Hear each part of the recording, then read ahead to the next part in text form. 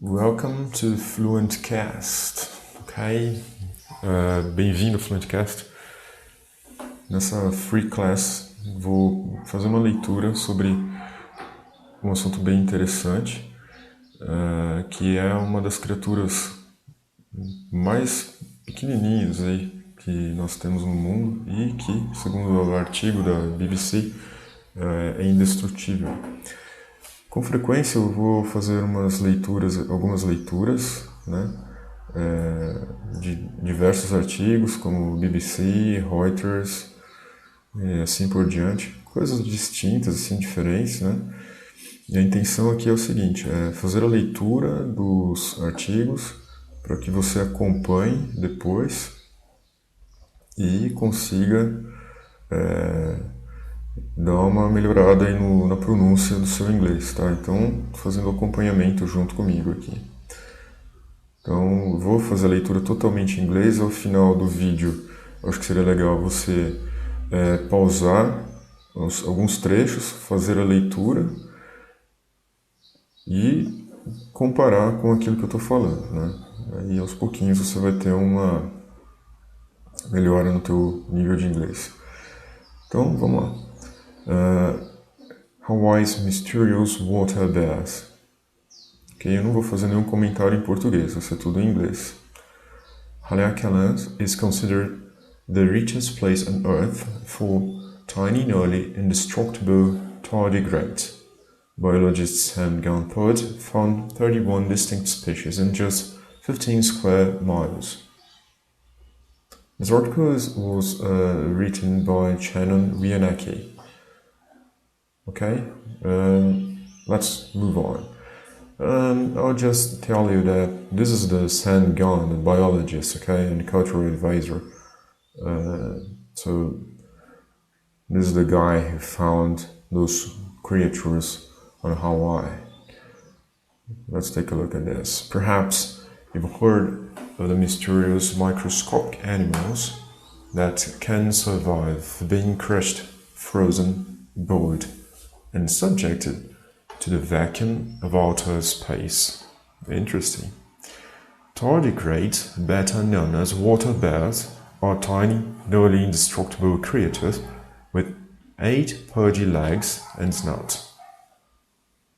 They are found around the globe, swimming in pockets of wet moss or in the Kepler water between grains of sand. When the water dries up, they retreat into a semi-animate state, a survival mechanism that amazes scientists. Me either. Sam Gunn, a biologist and native Hawaiian cultural practitioner, began hunting these smaller than 1 millimeter curiosities in the 1980s. His research plot included the moss and lichen-covered lava plains of Haleakala National Park. Sitting atop a 10,023 feet volcano on the island of Maui, the park is subject to intense solar radiation during the day and freezing temperatures at night. Few life forms thrive on this wind-blown summit, which offers little in the way of food or shelter, but as Gunn discovered, it's a perfect habitat for tardigrades. He found 31 distinct species in just 50 square miles. And I'll show you, this is the place. A volcano, kind of a volcano place, okay? Amazing place in Hawaii. This is the Haleakala National Park, sits atop a volcano on the island of Maui, okay? Maui. Amazing picture, huh? And continue here, we have Haleakala is the single richest place on Earth for tardigrades. It's the heart of the tardigrade biodiversity. It's only fitting that the Hawaiian scientists found this cache of water-dependent animals. His middle name, Okukaniohaya, means the mist that quenches the thirst of the Hawaiian tree. Hawaiians have hundreds of names for individual mists and rains, and the particular mist that God is named for can be found within Haleakala National Park, a wilderness he knows well. Take a look at this. Okay, this is the tardigrade tree in Haleakala's Moors and lichen-covered lava plain. Okay. To do etymology in this place, you have to spend a long time lying on the ground, God said. The biologist began frequenting the mountaintop in the late 1970s when he was researching an order of Haleakala's fascinating inhabitant, in the Hawaiian happy-faced spider. Between surveys of the bright yellow arachnid, he helped park staff build fences, monitor rare plants, and remove invasive species. And when he finally earned his PhD, he celebrated with a 3-day backpacking trip through Haleakala's picturesque crater. It was on that trip that he collected the tardigrades. God is an amiable, endlessly enthusiastic thinker who draws equally from his Western scientific training and his indigenous Hawaiian lineage before he enters a place that's considered sacred, such as the summit of Haleakala. He practices traditional Hawaiian protocols. Chanting in a resonant voice, he announces the intention for his visit and asks for permission from his ancestors and the natural elements. It's an acknowledgement that the place we're going to isn't just somewhere you go on a whim, he said. Hawaiians of the past journeyed to this high altitude realm rarely and always with a specific purpose. They hiked up the slope of Haleakala to collect bird feathers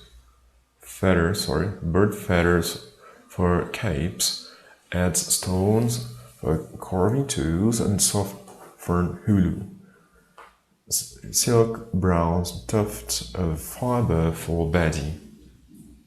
God's predecessors navigated the volcanic craters, cinder paths barefoot, or in braided sandals woven out of native plants. God recently recreated a pair of these sandals, thought he usually hikes in 5-finger. Vibrant shoes, his approximation of bare feet. He has explored just about every inch of the park's wind interior. He knows where the spiders hang out, where the endemic warm mood grows, and what the sky looks like at dawn, when the sun slowly fills the summit round bow with golden light. He found the tardigrade in a landscape most people would assume was devoid of life, in patches of grey Recomitrium moss growing on prickly lava rocks. His senses are attuned to the natural and spiritual world. According to God, Hawaiian signs are around us all the time. And this beautiful place, again, look at this, is the Haleakala. Haleakala is subject to intense solar radiation. Okay, this is their Haleakala National Park, and here it says that this has an intense solar radiation and freezing temperature. Okay, and that's it for today, guys. I really hope you've appreciated that, because with those classes, my intention here is to help you with your pronunciation. Okay, this is the point.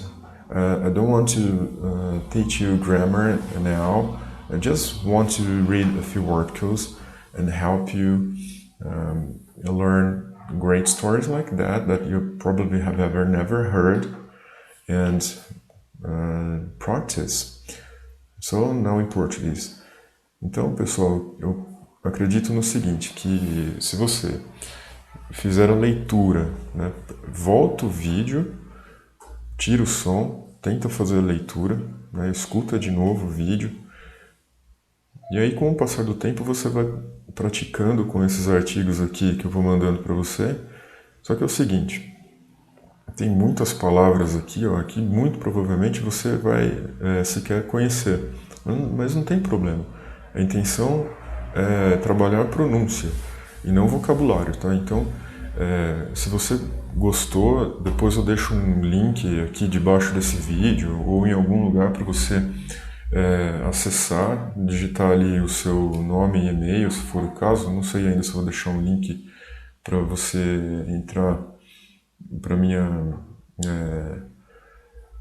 lista aí de estudantes. Vou pensar direitinho se vou fazer isso agora ou não, mas eu tenho uma lista com diversos estudantes que têm interesse em aprender inglês e eu os ajudo com o maior prazer, né? Entregando bastante conteúdo aqui, coisas bem bacanas, livros, videoaulas, tem workbooks, e-books, tem podcasts, tem muita coisa. Então, a intenção é essa, você simplesmente dá uma olhadinha nesse vídeo de novo, faz o acompanhamento aqui, ó, da leitura das palavras aqui, tenta entender os sons e com o passar do tempo você vai aprender exatamente as técnicas que eu utilizo, né, para que você tenha uma pronúncia um pouco melhor, porque não adianta você ficar focado em gramática se você não conhece muito ainda, né? O foco é aprender o som e depois entender um pouquinho da gramática. Sim, é importante, com certeza, mas a intenção assim, é pegar um artigo e mostrar para você, através desses artigos aqui, algumas histórias interessantes, né? E fazer com que você aprenda um pouquinho mais da língua inglesa, né? E acho que é isso daí. Se você gostou, bacana, fico contente. Se você não gostou, tudo bem, não tem problema, mas só me fala o motivo para que eu possa melhorar e trazer alguma coisa mais interessante aí para vocês, ok? Então, por enquanto é isso. Então, nos vemos no próximo vídeo. See you there!